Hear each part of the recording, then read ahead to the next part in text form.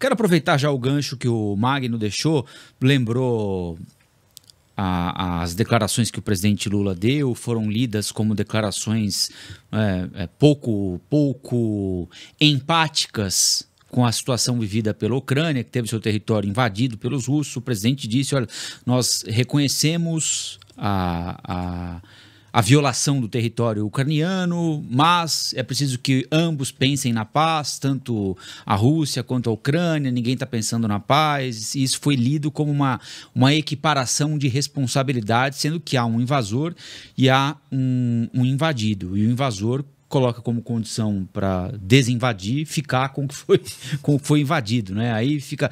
Bom, eles iam se encontrar lá no G7 no Japão, o presidente Lula disse que ofereceu horário, o Zelensky disse que não podia, que o horário oferecido não era aquele, ficou uma coisa mal parada, um mal-estar, mas o encontro vai acontecer quarta agora.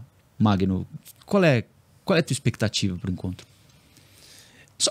Só o fato de eles estarem juntos é relevante, né? Sim, mas vejam que Lula e Zelensky se encontram depois do Brasil ter tido diversos outros contatos com a Rússia.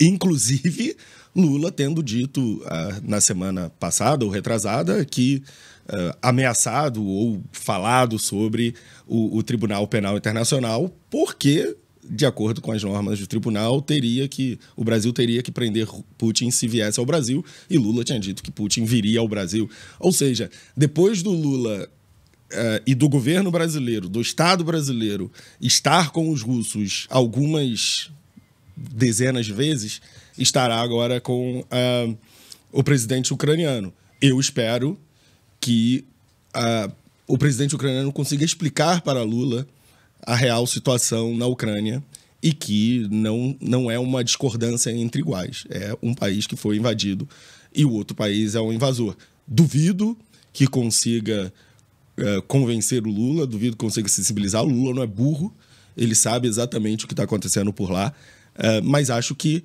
há uma visão de alinhamento internacional que Lula prefere se aliar a alguns países autocráticos, como Irã, Rússia, China, esses países, quase que um terceiro mundismo recalibrado, países que não estão exatamente na órbita dos Estados Unidos ou da Europa, e é por isso que ele tem uma visão muito mais favorável da Rússia do que a sensibilidade e a solidariedade que a gente esperaria que ele tivesse com a Ucrânia. E aí, Juliana? Tem uma relação econômica de longo prazo também do Brasil com a Rússia.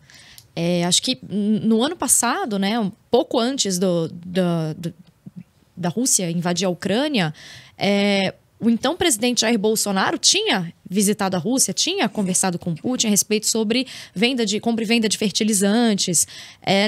Não é uma... Claro, agora é o Lula que senta na cadeira ali na presidência, mas eu acho que é uma questão muito mais de qual a situação do Brasil nesse fogo cruzado. Porque, de um lado, você tem uma democracia que foi atacada, do outro lado, você tem um parceiro comercial que tem um poderio interessante, que tem uma relação de longo prazo com o Brasil, que tem essa questão também dos BRICS, né, que para o Brasil é muito cara. E o Brasil tem um histórico diplomático, né? Tem uma história bonita de diplomacia, assim. Na minha visão, a tentativa do Lula é de tentar manter essa diplomacia um pouco... Acabou sendo um pouco desastrosa pela forma como algumas questões foram colocadas, mas eu enxergo como uma pauta uma divisão muito econômica. Muito voltada para o que o Brasil pode perder ou ganhar, né, em relação a Agora, se ele quer, de fato, devolver um certo protagonismo perdido ao longo do mandato do ex-presidente Bolsonaro, protagonismo internacional, e se colocar na condição de alguém que eventualmente possa ajudar a mediar o conflito, ele vai ter de extrapolar o olhar econômico, né? O interesse local. Porque, de fato, se você olhar a nossa balança comercial, né, Magno, o quanto a gente compra de fertilizante da Rússia e vende de alimento para a China, não tem muito como... Né? Você não tem... Se você olhar especificamente do viés econômico, você não tem muito o que, né? Você fala assim, bom, eu tenho aqui quem me vende o que eu preciso para vender quase a única coisa que eu vendo. E quem me vende e quem compra tá junto. Então, assim, desse ponto de vista econômico, não tem muito como sair, né, Juliana? Como você lembrou. Agora, para virar líder global, aí tem de incluir na sua visão de mundo, na sua concepção de como as coisas devem ser resolvidas, outros parâmetros também, né? E aí é que... É o desafio da diplomacia, né? Saber como colocar essas duas coisas na balança e, enfim, o Lula tem essa cabeça, como o Magno bem comentou, assim, ele é muito inteligente, ele tá muito ciente, ele tem uma experiência também, né, de 2 governos anteriores, mas é um desafio de que nenhum outro país, assim, conseguiu se propor, nem o Papa conseguiu tentar chegar a um acordo, assim. Então, é uma balança que ele colocou ali, eles colocam muito como protagonista também, para voltar ao protagonista do Brasil nesse cenário internacional, mas, de fato, é uma balança que acaba que vai pender muito mais economicamente, eu acho, porque, enfim, o interesse brasileiro, né, em erguer a economia, em trabalhar a economia, acaba se sobressaindo. Mas é muito difícil o Brasil almejar, ao ser uma liderança internacional, global, no campo democrático, fazendo o que o Lula anda fazendo. Não dá para você achar que vai chegar o Brasil.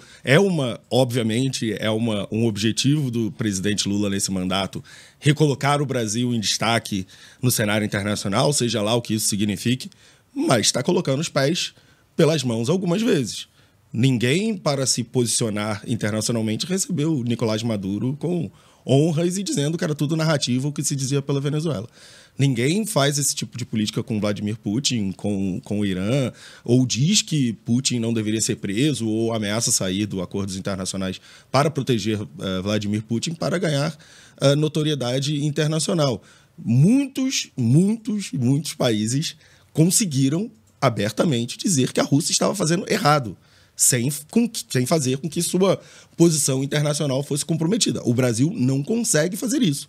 E é uma escolha tanto de Jair Bolsonaro quanto de Lula. Havia toda uma narrativa sobre nós precisamos manter relações econômicas, as relações internacionais não podem ser feitas baseadas apenas no bom coração, nos direitos humanos. Tudo. Eu entendo isso, eu entendo que há relações econômicas bastante significativas entre os países e o Brasil precisa ser razoavelmente pragmático. Agora, a gente não pode ter 2 pesos e 2 medidas. A gente não pode dizer, olha lá o Bolsonaro e o agro brasileiro que continuam a financiar a Rússia, que está invadindo e tudo, e depois a gente pensar, não, olha só, na verdade, a gente está fazendo uma diplomacia baseada na conversa. O Brasil poderia ter tido uma visão diferente a respeito da guerra se não quisesse agradar particularmente a Rússia. O Brasil quer agradar a Rússia.